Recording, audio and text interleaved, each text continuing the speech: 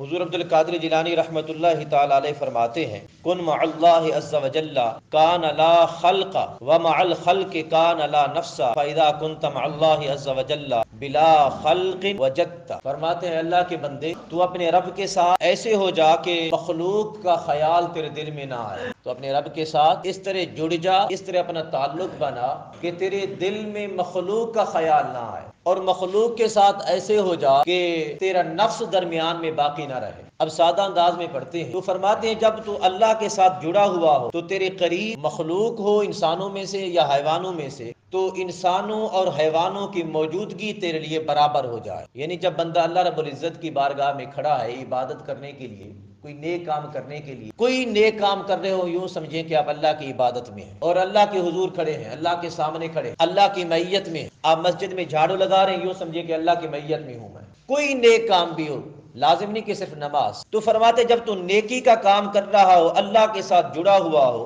تو مخلوق کی موجودگی تیرے لیے ایسے ہو جائے جیسے جانوروں کی موجودگی ہے، مخلوق میں سے انسانوں کی موجودگی، یعنی ساتھ جب انسان اور جانور ہو، جب جانور کا اثر آپ پر نہ پڑتا ہو آپ کی عبادت پر، یعنی ریاکاری میں، تو انسان کا اثر بھی نہ پڑے، تو یہ ہے اللہ رب العزت کی خالص عبادت۔ تو فرماتے جب تیری عبادت میں اخلاص آ جائے گا تو تب رب کریم کو تو پا لے گا۔ اور محترم المقام آقا علیہ الصلوۃ والتسلیم کی حدیث پاک بھی اسی حوالے سے، آقا علیہ الصلوۃ والتسلیم نے فرمایا کل قیامت کے دن سب سے پہلے 3 لوگوں کو بلایا جائے گا۔ پہلا وہ شخص جسے رب کریم نے قرآن عطا فرمایا ہے، صاحب قرآن، یعنی جس کو قرآن کا علم عطا فرمایا، دین کا علم عطا فرمایا، صاحب علم بنایا۔ اور دوسرے نمبر پر فرمایا شہید، جس نے اپنی جان کا نذرانہ پیش کیا اللہ رب العزت کی ذات کی خاطر۔ اور فرمایا تیسرے نمبر پر اس مالدار کو لایا جائے گا جس نے دنیا میں سخاوت کی ہوگی، یعنی سخی کو لایا جائے گا۔ یہ 3 قسم کے لوگ ہوں گے جن کا سب سے پہلے حساب و کتاب لیا جائے گا۔ اور حدیث پاک کے راوی ہیں حضرت ابو ہریرہ رضی اللہ تعالی۔ آقا علیہ الصلوۃ والتسلیم نے فرمایا اے ابو ہریرہ،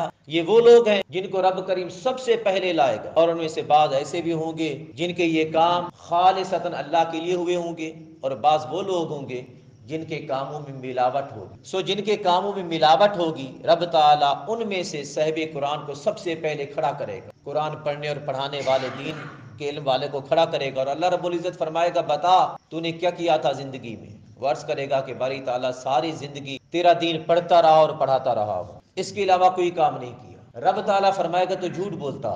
ساتھ میں فرشتے بھی عرض کریں گے کہ ہاں ہاں باری تعالیٰ یہ جھوٹ بولتا ہے۔ بندہ حیران ہوگا کہ میں ساری زندگی قرآن پڑھتا رہا اور پڑھاتا رہا ہوں، جھوٹ کیسے بولتا ہوں؟ رب تعالیٰ فرمائے گا تو نے پڑھا تو تھا، پڑھایا بھی تھا، سنایا بھی تھا، لیکن تیرے دل میں یہ خیال تھا تاکہ لوگ میرے لیے واہ واہ کریں، مجھے داد دیں۔ یہ لوگوں کی واہ واہ کے لیے تو نے پڑھا تھا اور پڑھایا تھا، سنایا تھا، لوگوں کی تعریف کے لیے تو نے پڑھا اور پڑھایا تھا، فلہذا دنیا میں تو نے وہ سن لی، آج آخرت تیرے لیے کوئی حصہ نہیں ہے۔ اور پھر رب کریم شہید کو کھڑا کرے گا، پوچھے گا بتا تو نے کیا کیا دنیا میں؟ وہ عرض کرے گا کہ باری تعالیٰ میں نے تیری دین کی حفاظت کی خاطر، تیرے نام کی حفاظت کی خاطر، حق اور عدل کی خاطر اپنی جان کا نذرانہ پیش کیا تھا۔ رب کریم وہی فرمائے گا تو بھی جھوٹ بولتا۔ مولا جھوٹ نہیں بولتا۔ فرشتے ساتھ میں تائید کریں گے ہاں ہاں تو جھوٹ بولتا ہے۔ رب تعالیٰ فرمائے گا تو نے اس لیے اپنی جان کا نذرانہ پیش کیا تھا تاکہ لوگ تجھے بہادر سمجھے کہ تو بہادر ہے، بڑا طاقت والا ہے، بڑا غیرت مند ہے۔ تو نے لوگوں کو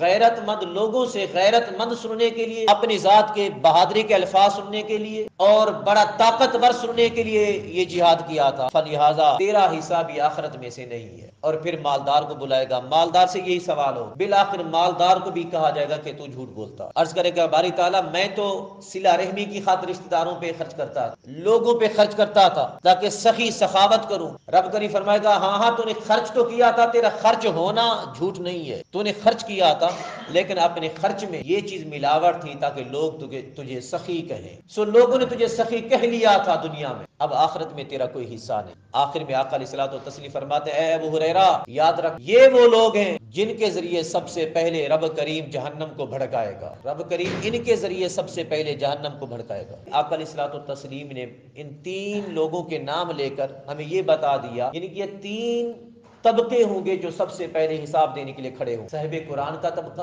شہداء کا طبقہ اور سخی لوگوں کا طبقہ ہو۔ پہلا مطلب یہی ہے سمجھانے کا، اور دوسرے مقام پر یہ ہے کہ اپنی جو عبادت کرو، جو ریاضت کرو، جو کام کرو، اس میں خالصیت ہو صرف اور صرف اللہ کی ذات کی خاطر۔ اگر ملاوٹ آ گئی تو ملاوٹ رب کریم کو پسند نہیں۔ اور آگے فرماتے ہیں کہ جب تم مخلوق کے ساتھ کوئی کام کرے، مخلوق کے حوالے سے کوئی بھلائی کرے، تو اس میں اپنی ذات کو نکال لے، اپنے نفس کو نکال لے، صرف انہی کے لیے کر۔ اب جانتے ہیں جب اپنا طمع آ جاتا ہے نا، اپنا طمع وہ یہ ہو جاتا ہے کہ بندہ دوسروں کا کام نہیں کر رہا ہوتا بلکہ اپنا کام کر رہا ہوتا ہے، کیونکہ ذاتی طمع ہے نا کوئی نہ کوئی۔ جبکہ آقا علیہ الصلوۃ والتسلیم نے فرمایا جب بندہ کسی دوسرے بھائی کے کام میں لگا ہوتا ہے تو رب کریم فرماتا ہے تیرے کاموں کی میں رب رحمان ذمہ داری لیتا ہوں، میں خدا ذمہ داری لیتا ہوں۔ یہ حدیث پاک۔ اور صاحب حق علماء تو اتنا بھی فرماتے ہیں کہ جب تمہارا کوئی کام پھنسا ہوا ہو، اٹکا ہوا ہو، نہ ہو رہا ہو، مشکل آ رہی ہو کسی کام میں، تو ایسا کیا کرو کسی دوسرے مسلمان بھائی کا کام کر لیا کرو، نیت یہی ہو کہ باری تعالیٰ میرا یہ کام کر۔ تو علماء فرماتے ہیں ہم ضمانت سے کہتے ہیں کہ رب کریم اس کے کام میں آسانی پیدا فرما دے، اور یہ علماء کی ضمانت نہیں بلکہ یہ صاحب گنبد والے، گنبد خضرا والے کی ضمانت۔ آقا علیہ الصلوۃ والتسلیم نے فرمایا ہے، رب کریم فرماتا ہے کہ میں تب تک بندے کے کام میں لگا رہتا ہوں جب تک وہ کسی دوسرے مسلمان کے کام میں لگا ہوتا۔ سو محترم المقام اپنی ذاتیات کو نکال لیا۔ مطلب یہ ہے کہ کوئی کام بھی کرو خالصیت کے ساتھ کرو، اخلاص کے ساتھ کرو، نیت کامل ہو، اخلاص کامل ہو، تو رب کریم کی بارگاہ میں چھوٹے چھوٹے کام میں بھی، چھوٹی چھوٹی نیکی بھی پہاڑ بن کے نظر آئے گی کل قیامت کے دن۔